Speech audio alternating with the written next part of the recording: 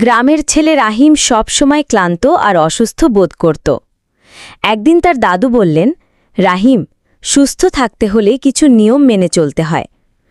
দাদু বোঝাতে শুরু করলেন, প্রথমে ভোরে ঘুম থেকে ওঠো, সকালে হাঁটাহাঁটি করলে শরীর ভালো থাকে, নিয়মিত নামাজ পড়ো, এতে মনও শান্ত থাকে, প্রতিদিন পর্যাপ্ত পানি পান করো, তাজা ফল ও শাকসবজি খাও, অযথা ঝাল তেলযুক্ত খাবার বেশি খেও না, পড়াশোনার মাঝে বিরতি নিয়ে শরীর নড়াচড়া করো যাতে আলস্য না আসে, প্রতিদিন হাত মুখ ধোও, নখ পরিষ্কার রাখো, সবচেয়ে গুরুত্বপূর্ণ, মন খারাপ করো না, ইতিবাচকভাবে ভাবো, হাসি খুশি থাকলে শরীরও ভালো থাকে।